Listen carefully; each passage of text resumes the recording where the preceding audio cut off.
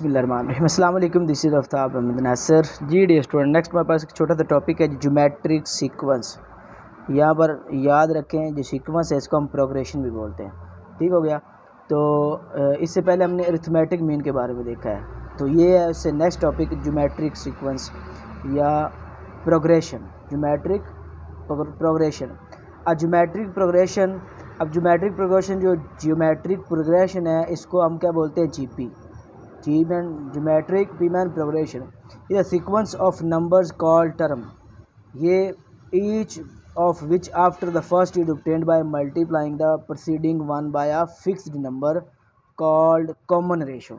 यहाँ पर कहता है कि हमारे पास जो ज्योमेट्रिक प्रोग्रेशन है अदाद की ऐसी तरतीब है कि जिसमें हर आने वाला अदद या रकम पिछली रकम को एक मुकर्रर मकदार से ज़रब देकर हासिल होता है।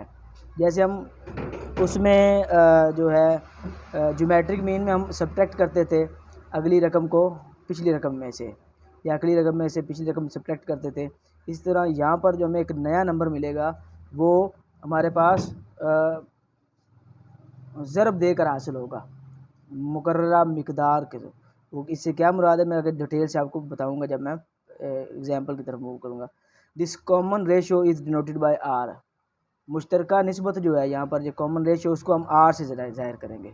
ये आर जो होगा इससे ही मल्टीप्लाई करवाते जाएंगे और एक नया नंबर हमें मिलता जाएगा। Which can not be zero.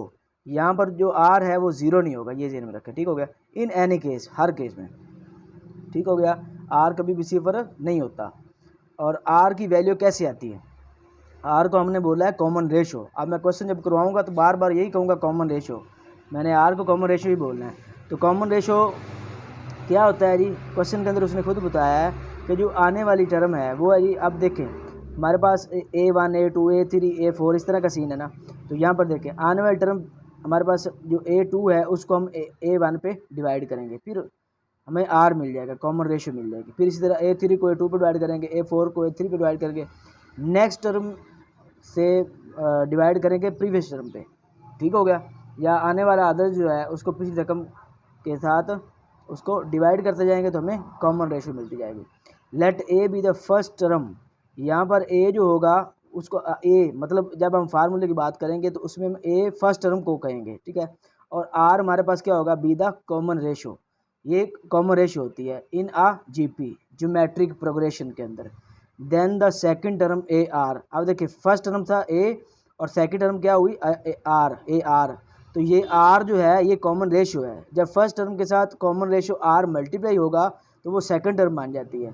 Third term की बात करें तो हमारे पास आर की पावर डबल हो जाएगी। इधर पावर 1 है, इसकी पावर 2 हो जाएगी, तो ये थर्ड टर्म देगा हमें। In each term the exponent of r is 1 less than the number of the terms. इसमें कहता है कि जौन सी आपने टर्म्स लेनी है उसमें से एक लेस करेंगे आर की पावर में तो वो हमें एक नई टर्म देगा। जैसे कि यहाँ पर देखें ए आर स्क्वायर आया ना, तो इससे मुराद का थर्ड टर्म है। थर्ड क्या होता है, 3 में से एक काम करें तो इसकी पावर क्या बनेगी, 2 बनेगी। इसी तरह similarly the a term is A R 7। अब 8 की बात कर रहे हैं तो ए तो हर एक के साथ आएगा फर्स्ट टर्म जो है, और जो कॉमन रेशियो उसमें 8 है इधर, उसमें एक काम करें तो वो 7 पावर बनेगी। ठीक हो गया। And nth term is. अब n टर्म की बात कर रहे हैं तो यहाँ पर a जो है वो हर एक टर्म के साथ ही मल्टीप्लाई होगा, हर एक टर्म में इस तरह से a मौजूद होगा। लेकिन nth टर्म की बात करें तो n के लिए हम इससे कम करना चाहते हैं, इसकी r की पावर में जो कॉम्बिनेशन की पावर है वो इसमें से कम होगी। तो यहाँ पर देखें n में से 1 कम करें तो हमारे पास a r raise to power n-1 आएगा। इसी तरह जनरल जो हमारे पास जीपी का जो हमारे पास जीपी जनरल फार्मूला जो बनता है वो क्या बनता है, a n equal to a r n-1। n था तो r की पावर n-1 है। अब यहाँ 5 होता तो r की पावर क्या होती, 4, एक काम उसमें होता।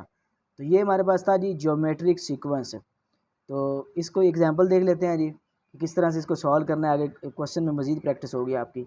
Find the fifth term of a GP is in which A2R3। आपने फिफ्थ टर्म फाइंड करनी है। ए आपके पास जो फर्स्ट जो इसकी टर्म है वो देगी ये 2, और कॉमन रेशो क्या है इसका, 3 है। तो यहाँ पर फार्मूला हमारे पास मौजूद है। हमने फिफ्थ टर्म फाइंड करनी तो n की जगह 5 लिखेंगे, इधर 5 लिखें, इधर भी 5 लिखें। ए की जगह इसकी कीमत लिखे 2 और आर की जगह इसकी कीमत लिखे 3। तो यहाँ पर अगर आप देखें इसके नेक्स्ट स्टेप को गौर करें तो हमारे पास क्या है जी, एन की जगह 5 लिखा है, इधर भी। अब ए की जगह हमने क्या किया 2 पुट कर दिया, आर की जगह 3 पुट कर दिया, 5 में से 1 निकाला 4। तो यहाँ पर 3 की पावर 4 बना 3 मल्टीप्लाई 3 मल्टीप्लाई 3 मल्टीप्लाई 3 3 3 9 9 3 27 27 3 81 और 2 वैसे 81 को 2 से मल्टीप्लाई करें तो 162। ये इसकी 5th टर्म आ गई। तो ये एक एग्जांपल थी। मुझे उम्मीद है कि सब बच्चों को इसकी समझ आई होगी इस ज्योमेट्रिक सीक्वेंस की। नेक्स्ट वीडियो तक के लिए अल्लाह हाफिज़।